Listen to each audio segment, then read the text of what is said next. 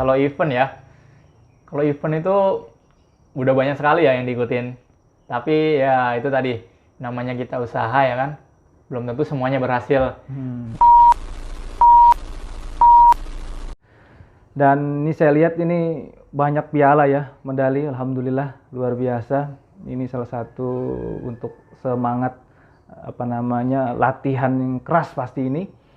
Bisa diceritakan sedikit nih, Coach Sarifudin. Ini event apa aja nih yang sudah pernah diikuti nih? Waduh, kalau event ya, kalau event itu udah banyak sekali ya yang diikutin.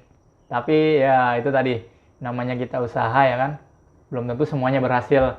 Nah jadi kita itu yang penting usahanya dulu kan, ikhtiar dulu, masalah hasil itu belakangan. Jadi dari semua piala ini, terus medali, semuanya ini dari event-event khususnya di Kalimantan Selatan ya, pernah juga di Balikpapan kemarin. Balikpapan ya? Iya, Balikpapan. Karena saya di sini fokusnya kuliah ya, tapi pengen juga sih fokus ke panahan, tapi yang saya fokuskan lebih utama ada kuliah. Gitu. Oke. Ini dari sekian banyak event yang pernah diikuti, ada nggak mungkin yang paling berkesan atau yang paling berat yang pernah diikuti? Ada di antara yang pernah diikuti ini? Baik. Namanya kompetisi ya, semuanya pasti bagus ya tanah. Jadi tapi ada salah satu event yang paling bergengsi gitu kan. Paling bergengsi. Nah, jadi ada itu di Sabe kemarin. Tepatnya pada tahun 2019 ya. 19. Nah, baru aja 2019 kemarin. Itu ada namanya Fan Archery. Nah, di situ kan ada tuh eliminasi sama kualifikasi ya. Nah, pada saat eliminasi itu kondisi badan saya fit, wah bagus nih kan. Eliminasi sudah kan. Ternyata alhamdulillah dapat juara 1. Alhamdulillah. Ya. Kemudian ada lagi babak keduanya kan. Babak aduan. Nah, di situ badan saya itu kurang enak badan gitu kan. Gak tahu kenapa, atau karena kan kemarin tuh hujan-hujan juga kan, kondisi hujan, terus mungkin kondisi badan tuh kurang fit atau gimana. Nah, pada waktu itu kan ada break sholat tuh. Nah, pada waktu sholat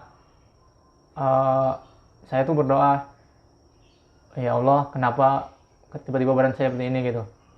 Nah, terus saya meminta kan, berilah kekuatan kata gue. Nah, terus gak tahu kenapa, alhamdulillah tiba-tiba setelah masuk lapangan ya kan, tiba-tiba semangat aja lagi itu. Terus kayak ada kekuatan gitu, gak tahu kenapa ya. Mungkin, nah itu pokoknya kalau kita ada misalkan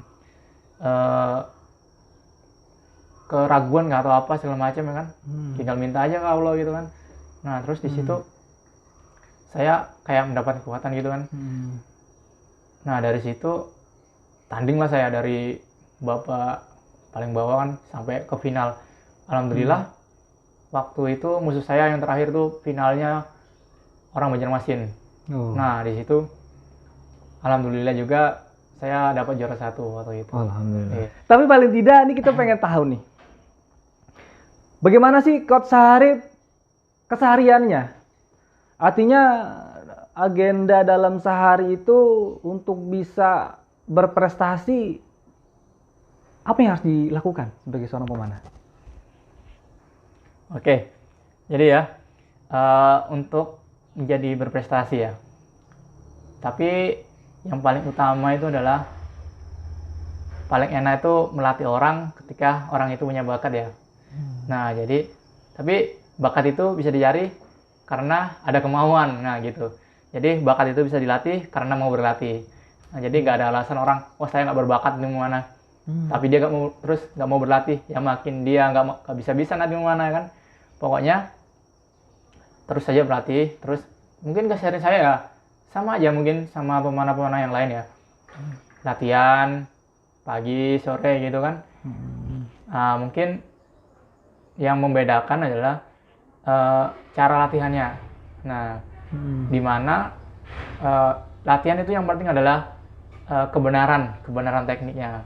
Jadi nggak peduli kita banyak latihan loh, tapi teknik kita itu salah. Maksudnya kita latihan, tetapi nggak ada yang mengawasi. Nah, harusnya kalau kita latihan minimal ada pendamping coach.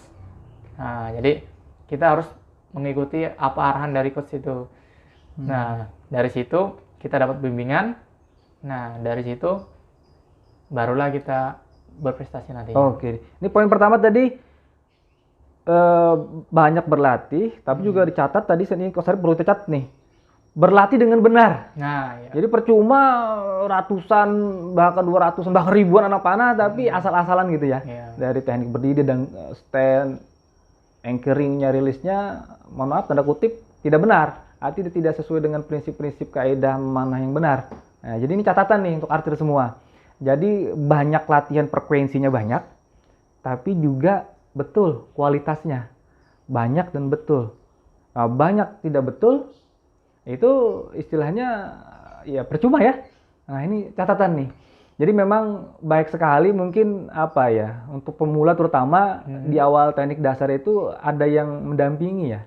Ada yang mengawasi. Paling tidak minimal ada yang sudah lebih dulu tahu, kemudian paham teknik, dia bisa mengoreksi kesalahan-kesalahan kita. Nah, ini benar sekali. Jadi itu satu ya. Jadi catatan rahasia Coach Arif Yudin. Jadi lakukan latihan dengan berkualitas. Oke, itu satu. Ada lagi nih, kira-kira apa nih rahasianya nih? Istilahnya apa, makanan makan singkong, makan pisang atau bagaimana? Mungkin ada rahasia, jadi gini ya. Ini kalau dibuka lain rahasia lagi namanya. Iya betul. Ini bukan rahasia namanya kalau dibuka. Sedikit aja. Oh ya, sedikit aja. Jadi gini, jadi kalau buat teman-teman ya, kalau emang mau serius gitu di panahan, langkah pertamanya mungkin kalian harus punya alatnya dulu ya kan. Nah, terus kalian harus masuk klub. Nah, contohnya kan di Sabe. Yang kalau misalkan di Banjarbaru nanti bisa masuk di Sabe kan. Nah, di situ ada juga pelatih yang bersertifikat sudah. Nah, jadi kalian pilih klub tuh ya jangan yang asal-asal juga. Jadi harus klub yang sudah terdaftar di Perpani. Terus pelatihnya sudah bersertifikat. Pokoknya yang harus memenuhi persyaratan lah. Jadi kalian tuh nggak asal-asalan nanti di situ dilatihnya gimana. Banyak sih di Banjarbaru ini klub yang sudah masuk ke Perpani ya kan, sudah pelatihnya bersertifikat. Nah, kemudian dari klub itu kalian nanti masuk ke Perpani. Nah, di situ biasanya Perpani itu dia mengadakan seleksi ya kan untuk perekrutan anggotanya. Nah, jadi dari klub nanti kalian masuk ke Perpani. Nah, setelah masuk ke Perpani, nanti situ kalian bisa mengikuti perlombaan kayak kalau misalkan anak SD sampai SMP ya, bisa Popda. Terus kalau sudah kuliah ke saya ini kan nggak bisa lagi itu Popda kan. Jadi bisanya ke Jurprop, Pomnas ya kan. Terus nanti Porprov nanti tahun 2021 insya Allah. Oke, ini berarti poin kedua. Jadi ini sampaikan Coach Arif ini tadi ikut komunitas atau ikut klub gitu ya. Artinya di situ nanti kita lebih terarah dan dipastikan juga memang di klubnya itu pelatihnya memang sudah ada sertifikat. Oke, di sini memang untuk panahan. Jadi seperti kalau sepak bola itu PSSI gitu ya. Memang kalau di panahan ini di Perpani. Tapi kita juga mendengar informasi ada yang lain. Tapi pada intinya adalah pelatih ini memang dia sudah punya pengetahuan untuk melatih gitu maksudnya ya. Intinya gitu. Benar. Jadi jangan sampai kita berlatih dengan pelatih dia tidak memahami kaidah-kaidah untuk melatih sendiri. Intinya itu ya. Artinya dia sudah paham prinsip-prinsip untuk di panahan. Bagaimana dia safety dan lain sebagainya. Itu satu tadi, dan juga itu catatannya. Jadi ketika kita nanti di klub itu sudah cukup mahir, nanti biasanya Perpani ada seleksi-seleksi.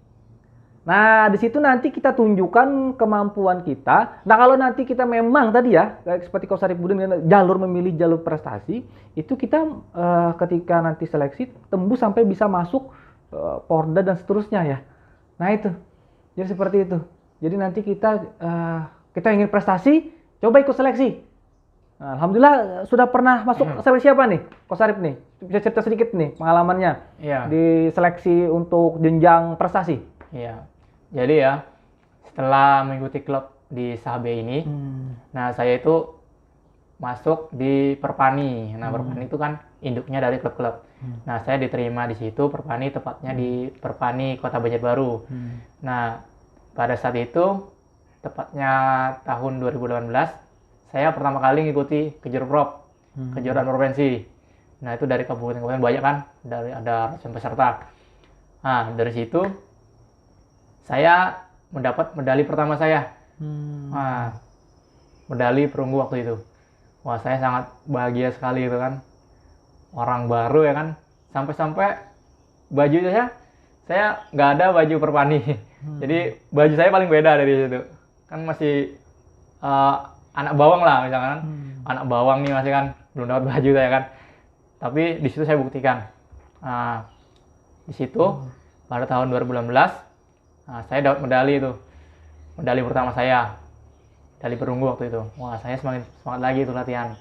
Nah, dari situ kemudian pada tahun 2019, nah kemarin nih 2019 ya. Pada waktu September juga itu. Nah, saya ada peningkatan. Dapat 2 medali. 1 perak dan 1 perunggu. Nah, di situ kan ada grafiknya kan, naik. Alhamdulillah ya kan. Nah, dari situ kan itu seleksi untuk prapon ya.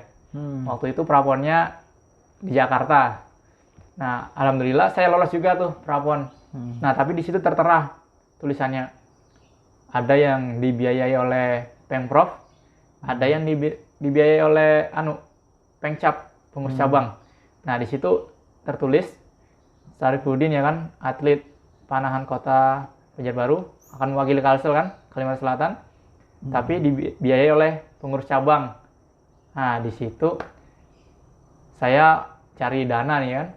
Waktu itu untuk bisa ikut gitu tuh dananya kalau nggak salah 10 atau 11 jutaan untuk per orangnya. Nah, kan saya minta nih ke Pengcap, kan di situ tulisannya Pengcap kan. Nah, ternyata di Pengcap itu dia lupa kalau tahun kemarin tuh dia nggak dia anggarkan gitu kan. Nah, dari situ wah, saya gagal tuh ikut ini prapon. Padahal saya sudah masuk seleksi. Nama saya itu sudah ada di SK.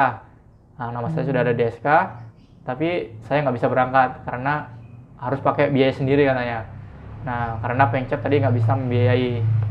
Tapi di situ saya tidak berkecil hati karena berarti kata saya kan, ini harus membuat saya lebih giat lagi latihan supaya tahun depan bisa ikut lagi. Nah, siapa tahu kan sudah ada dananya bisa berangkat gitu. Oke, itu ya, ini luar biasa. Jadi perjalanan sampai ke di Propon kemudian terkendala dana. Oke, itu masalah masalah yang kita hadapi. Baik, sebelum kita berlanjut ke sesi yang lain, ini menarik nih. Tadi sudah ikut berbagai seleksi, bahkan tembus masuk sampai prapon. Nah, ketika dalam menjalani prosesnya itu ada ini enggak kesulitan atau menghadapi kebuntuan? Maksudnya, skor nggak naik-naik nih, mentok. Skornya mentok aja, misalkan 220, terus mentok nih, nggak naik-naik skor nih. Nah, itu biasanya bagaimana nih? Kadang-kadang gini, para pemanah, baik itu pemanah pemula ya, kemudian kita bisa stres tuh. Kalau nggak naik-naik ya? Ya, bahkan arrow nggak kena kuning-kuning, stres itu. Dan salah satu penyebabnya nih, sebelum proses